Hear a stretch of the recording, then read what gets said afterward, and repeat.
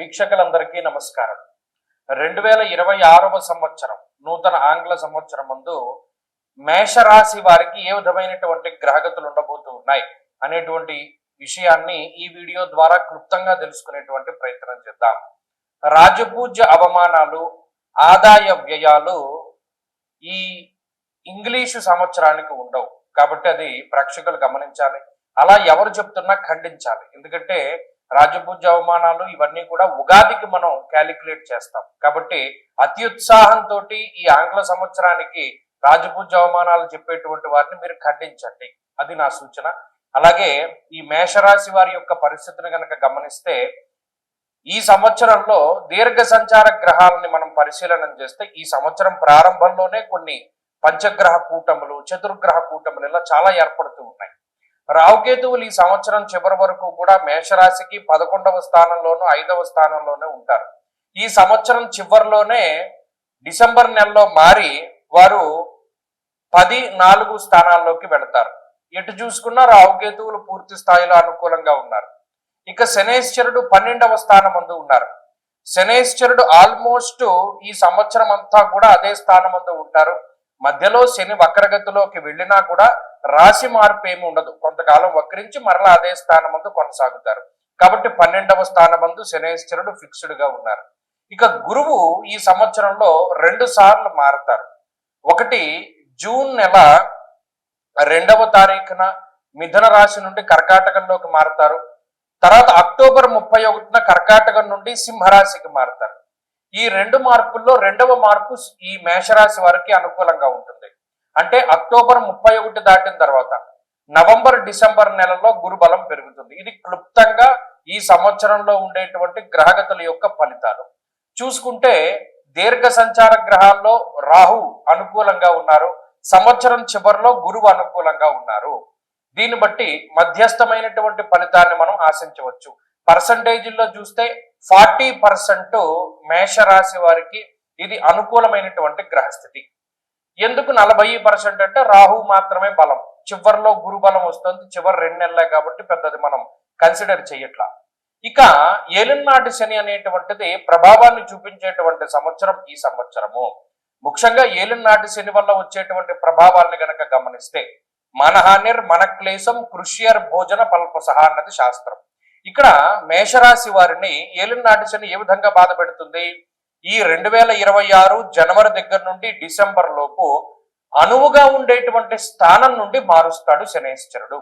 అంటే ఒక ఉద్యోగ పరంగా కానీ లేకపోతే వ్యాపార పరంగా కానీ ఇప్పటి వరకు ఒక స్థిరమైనటువంటి ప్రదేశంలో అమ్మయ్య ఇది మనకి బాగుంది, ఈ స్థానం మనకి అద్భుతంగా ఉంది అనుకునేటువంటి తరుణంలో ఆ ప్రాంతాన్ని వదిలిపెట్టి వేరే ప్రాంతానికి వెళ్ళేలా చేస్తారు. అలాగే మానహానిర్ మన క్లేశ, మీ యొక్క మంచి పేరుని దెబ్బతీసేటువంటి విధంగా ఏదో ఇతరులు ఎదురు మీ మీద బురద జల్లడమో లేకపోతే మీ మీద దుష్ప్రచారం అధికంగా జరగడమో ఏదో ఒకటి మీ యొక్క మంచి పేరుని డ్యామేజ్ చేసేటువంటి విధంగా లేదా మీకున్నటువంటి బ్రాండింగ్ ఇమేజ్ని, మీ వ్యాపారానికి ఉన్నటువంటి బ్రాండింగ్ ఇమేజ్ని దెబ్బతీసేటువంటి విధంగా కుట్రలు ఎక్కువగా జరగడానికి అవకాశం ఉంటుంది. దాని ప్రకారంగా జాగ్రత్తలు తీసుకోవాలి. మానసికమైనటువంటి క్లేశాలన్నీ కూడా దీని వల్లే వస్తాయి. మనం ఈ పని తప్పు చేయలేదు కదా, మన మీద ఎందుకు నిందారోపణ వచ్చింది, లేదా మనం చాలా నిక్కచ్చిగా ఉన్నాం కదా అయినా మనకి ఎందుకు ఈ చెడ్డ పేరు వచ్చింది అనేటువంటి ఆలోచనలు ఎక్కువ అవుతాయి. అలాగే ఈ సంవత్సరం మొత్తం మీద కాలాన్ని అతిక్రమించి భోజనం చేయడము, సమయానుకూలంగా వేళకి తిండి వేళకి నిద్ర అనేటువంటిది శనేశ్వరుడు కల్పించడు. ఇది పని ఒత్తిడి మీద అయి ఉండొచ్చు, ప్రయాణాల వల్ల అయి ఉండొచ్చు, వేరే ఇతరత్ర కారణాలు ఏమైనా అయి ఉండొచ్చు. కానీ ఒక మెటబాలిజం అనేటువంటిది దెబ్బతింటుంది. అందువల్ల ఏమవుతుంది, శారీరకమైనటువంటి మార్పులు, బరువు పెరుగుతూ ఉండడం, తగ్గుతూ ఉండడం, నరాలకి సంబంధించినటువంటి సమస్యలు రావడం, ఎముకలకి సంబంధించినటువంటి సమస్యలు రావడం, ఇటువంటివి ఎక్కువగా ఇబ్బందులు కలుగుతూ ఉంటాయి. అలాగే సైక్రియాట్రిక్ ప్రాబ్లమ్స్ కూడా మేషరాశి వారిని అప్పుడప్పుడు వచ్చి ఇబ్బంది పెట్టి మరలా వెళ్ళిపోతూ ఉంటాయి. ఇది ఏలినాటి శని వల్ల వచ్చేటువంటి చాలా తీవ్రమైనటువంటి సమస్యల్లో ఒకటి. ఇంకా అధికమైనటువంటి ఖర్చు. చూడండి, ఇక్కడ నుండి సామాన్లు ఆ ప్రదేశంలోకి, మళ్ళా అక్కడ నుండి వేరే చోటికి, లేదా ఇలా ట్రావెలింగ్ పరంగా కలిసి వచ్చేటువంటి ఖర్చు కాకుండా అనవసరమైనటువంటి ఖర్చులు ఎక్కువ. పలానా రూపాయి ఒక చోట ఇన్వెస్ట్ చేస్తే 10 రూపాయలు అవుతుంది అనేటువంటిది ఉండదు. ఈ 10 రూపాయల్ని మనం అనవసరంగా ఖర్చు పెడుతున్నాం అనే భావన వస్తూనే ఉంటుంది, కానీ ఖర్చు పెట్టవలసినటువంటి పరిస్థితులు ఉంటాయి. కాబట్టి ఇక్కడ ఇన్వెస్ట్మెంట్ ఏమి ఉండదు, అంతా ఖర్చే ఉంటుంది. వచ్చినటువంటి ఆదాయం వచ్చిన ఖర్చుకి సమానంగా సరిపోతూ ఉంటుంది.